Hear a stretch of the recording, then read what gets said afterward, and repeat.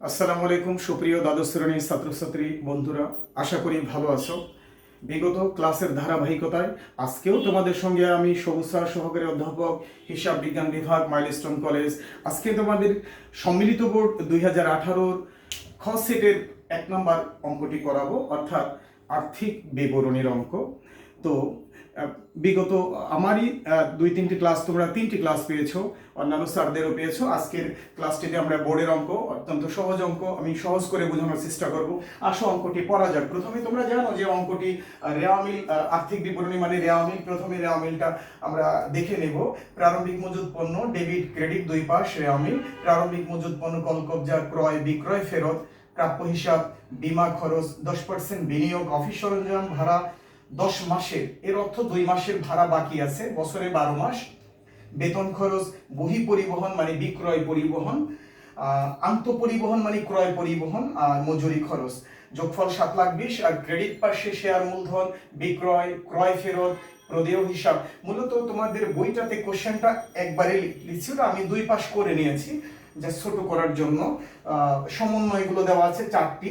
Office সরঞ্জাম কলকবজার উপরে 10% অবচয় ধরবা, 10% হারে অবচয়। মজুরি বকেয়া আছে তোমার 4,000 টাকা।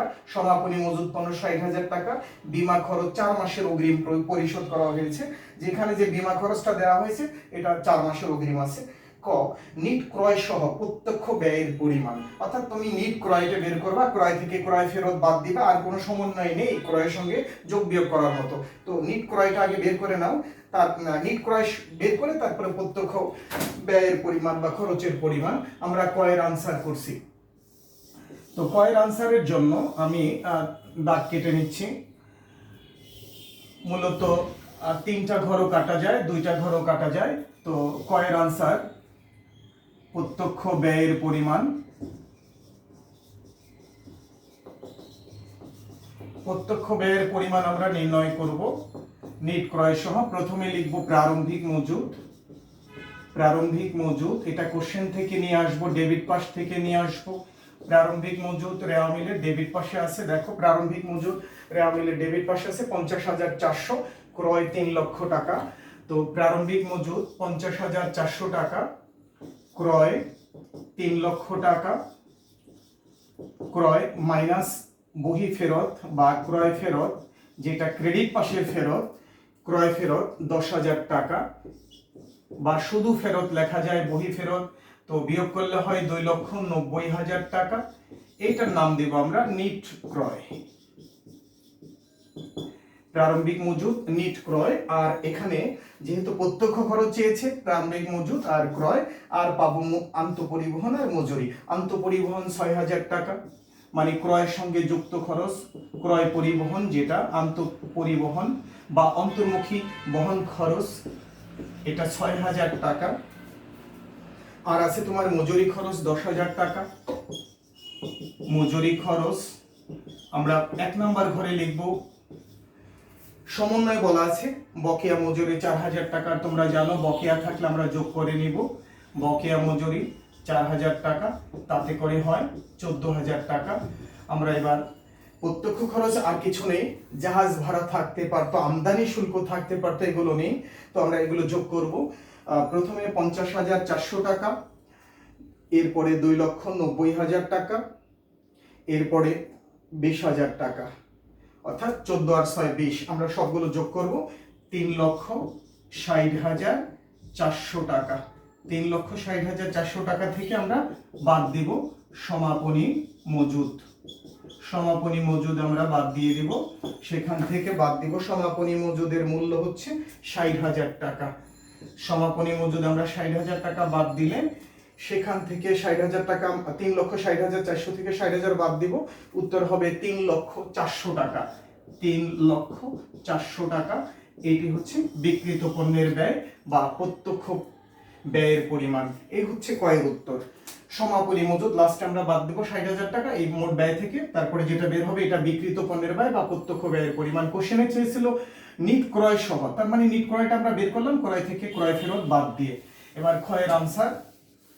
ক্ষতে চেয়েছে মোট সম্পদের পরিমাণ। আমরা আজকে প্রথম আলোচনায় আসবো মোট সম্পদ, এটা সেকেন্ড পেপারের অঙ্ক। কোম্পানির ক্ষেত্রে মোট সম্পদ হচ্ছে স্থায়িত্বের ভিত্তিতে সাজানো হবে।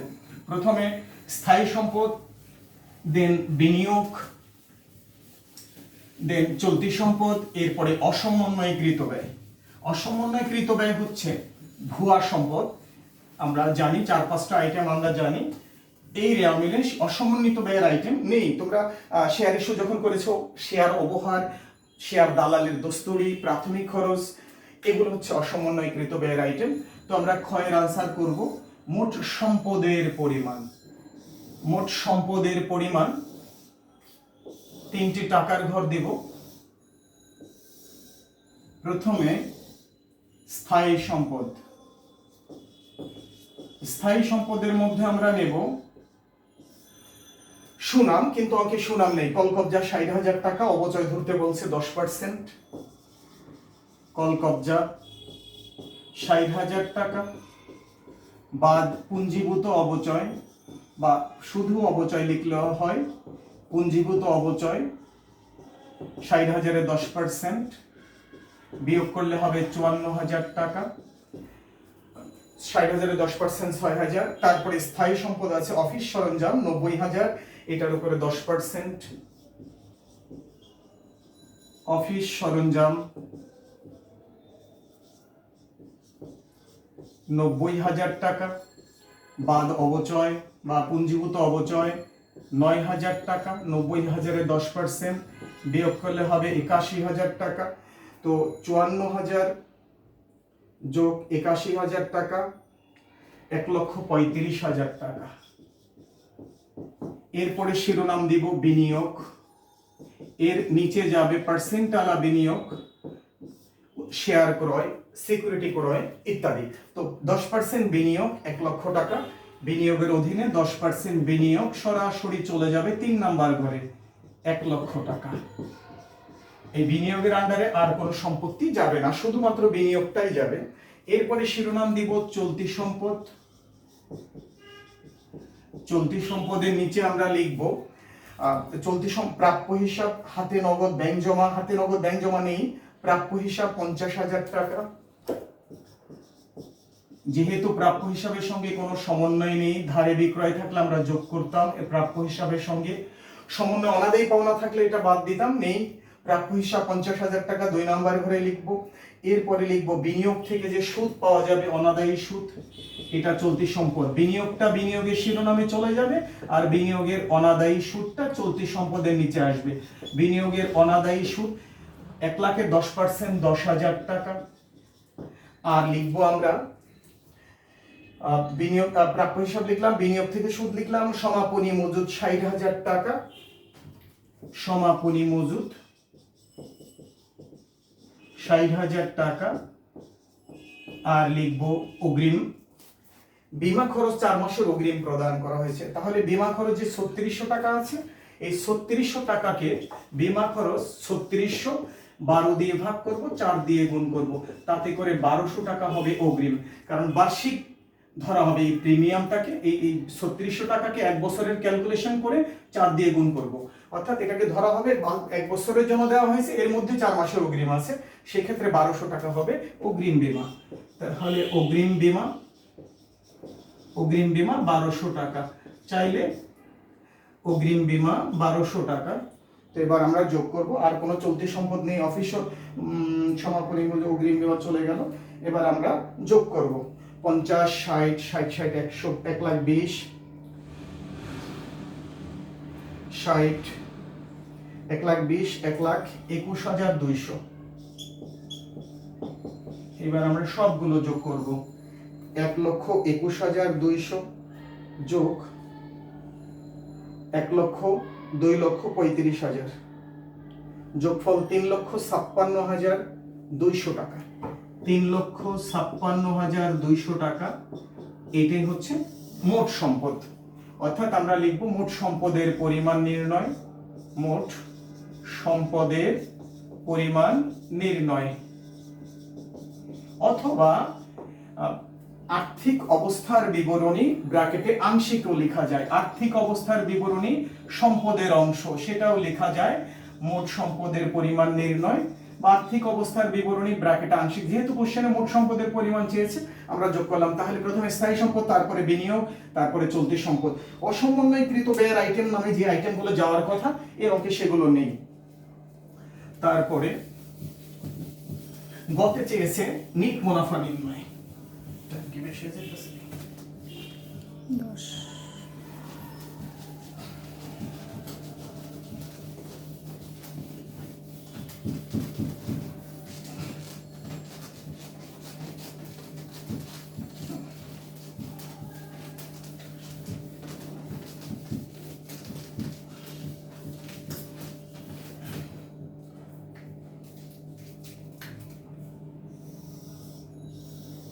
মোট মুনাফা দেওয়া আছে কোশ্চেনে।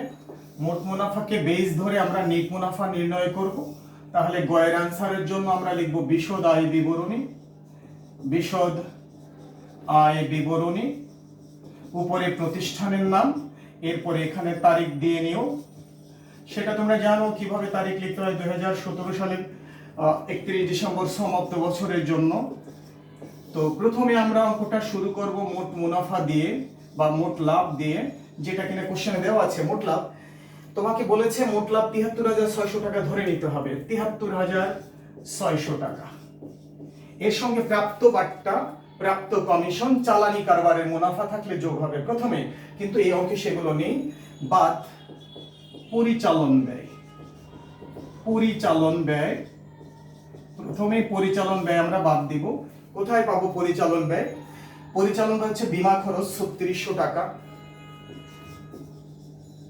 বীমা খরচ ৩৬০০ বাদ অগ্রিম ১২০০, বাইরে যাবে ২৪০০ টাকা। 4 মাসের অগ্রিম আমরা এখান থেকে বিয়োগ করব, 12 দিয়ে ভাগ 4 দিয়ে গুণ, বাইরে যাবে ২৪০০ টাকা। তারপরে ভাড়া ২০,০০০ টাকা, ভাড়া 10 মাসের 20,০০০ টাকা। আমাদের অঙ্ক হচ্ছে 1 বছরের, দ্যাট ইজ 12 মাসের। তাহলে এটা 10 মাসের যদি 20,০০০ হয়, তাহলে 2 মাসের বাকি আছে, যোগ বকেয়া। কিভাবে বের করব? এই 20,০০০ টাকাকে আমরা 10 দিয়ে ভাগ 2 দিয়ে গুণ করলে 4,০০০ টাকা আসবে, 24,০০০ টাকা। তারপরে লেখা আছে বেতন 20,০০০ টাকা, কোনো সমন্বয় নেই, সরাসরি চলে যাবে বেতন 20,০০০ টাকা। বেতন 20,০০০ টাকা সরাসরি। বহি পরিবহন 4,০০০ টাকা, এখানে আসবে এটা বহি পরিবহন, বহি পরিবহন 4,০০০ টাকা। আর আসবে অবচয়গুলো, অফিস সরঞ্জামের অবচয়, অবচয় সমূহ, একাধিক আইটেম, অফিস সরঞ্জাম। অফিস সরঞ্জাম ছিল তোমার 90,০০০ টাকার 10%, 9,০০০ টাকা।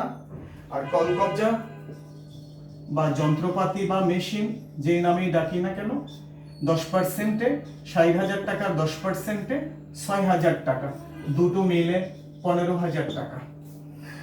আর এখানে পরিচালন ব্যয়ের আইটেম আর নেই। আমরা এখন রেজাল্ট বের করব। আমাদের ৭৩,৬০০ থেকে প্রথমে আমরা পরিচালন ব্যয় বাদ দিব ২৪০০, বীমা থেকে অগ্রিম বীমা বাদ দিয়ে ২৪০০, ভাড়ার সঙ্গে বকেয়া ভাড়া যোগ করে ২৪,০০০। তারপরে বেতনটা ডাইরেক্ট লিখেছি, বহি পরিবহন আর অবচয়ের আইটেমগুলো। তো ২৪০০ যোগ ২৪,০০০ যোগ ২০,০০০ যোগ 4,০০০ যোগ 15,০০০, এতে করে হয় ৬৫,৪০০। এটা বিয়োগ করব আমরা ৭৩,৬০০ থেকে। ৭৩,৬০০ মাইনাস ৬৫,৪০০ বিয়োগ করলে হয় ৮,২০০ টাকা। এটার নাম পরিচালন মুনাফা। এই পর্যন্ত এটার নাম পরিচালন মুনাফা। বা যোগ অপরিচালন আয়, একটি আইটেম আছে এই অঙ্কে, অপরিচালন আয়। এই অপরিচালন আয়ের শিরোনামে বিনিয়োগের সুদ যাবে। বিনিয়োগ দেওয়া আছে যে রেওয়া মিলে, বিনিয়োগের সুদ সরাসরি 10,০০০ টাকা। আর কোনো আয়ের আইটেম নেই। 10% বিনিয়োগ, 1 লক্ষ টাকার 10% 10,০০০ টাকা, 18,২০০ টাকা। এটা হচ্ছে নিট লাভ। 18,200 টাকা এটা নিট মুনাফা বা নিট লাভ।